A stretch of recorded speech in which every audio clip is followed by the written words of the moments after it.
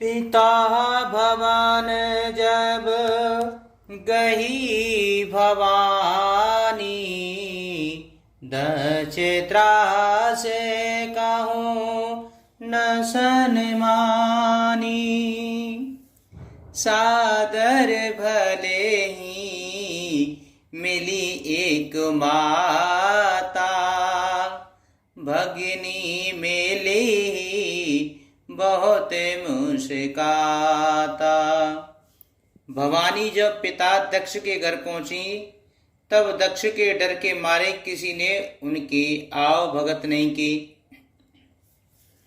केवल एक माता भले ही आदर से मिली, बहनें बहुत मुस्कुराती हुई मिली। दक्ष न कछ पूछी कुशलाता, सतही बिलो के जरे सब गाता।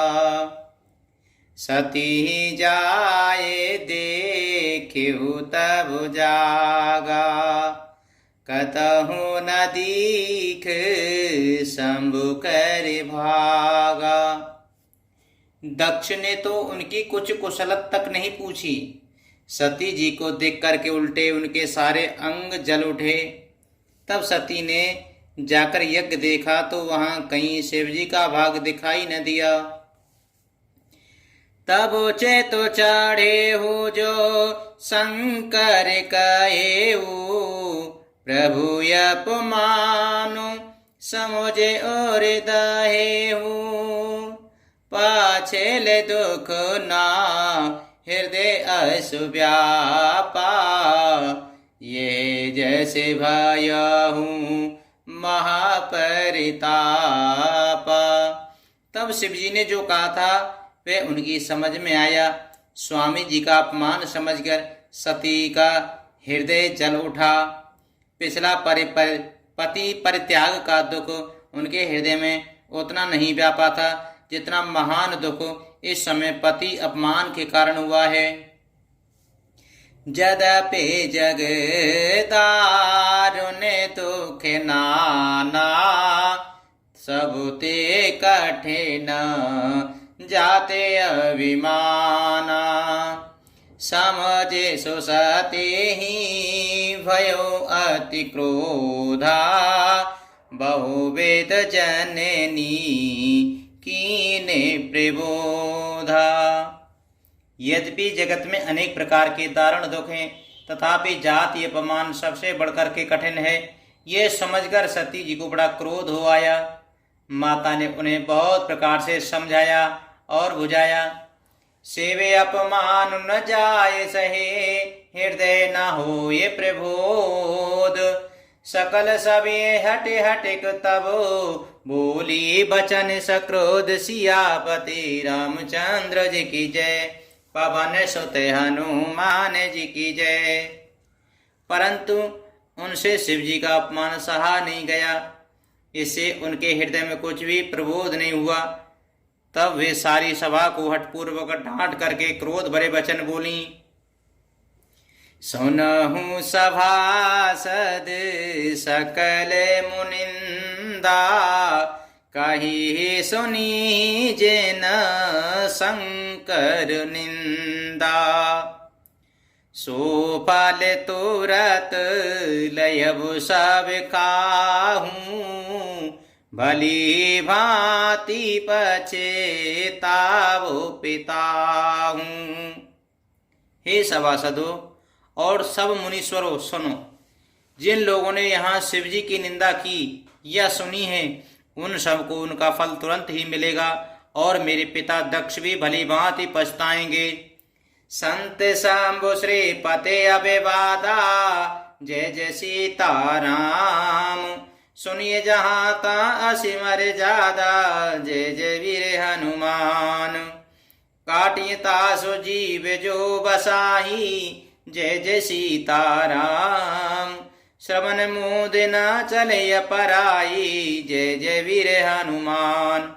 जहाँ संत शिवजी और लक्ष्मीपति विष्णु भगवान जी की निंदा सुनी जाए, वहाँ ऐसी मर्यादा है कि यदि अपना वश चले तो उस निंदा करने वाले की जीभ काट ले और नहीं तो कान मूंद करके वहां से भाग जाए।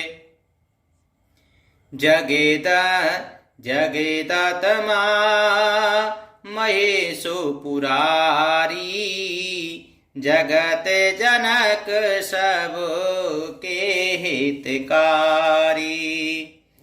पिता मंद मते निंदत तेहि, दक्ष शुक्र संभव ये देहि।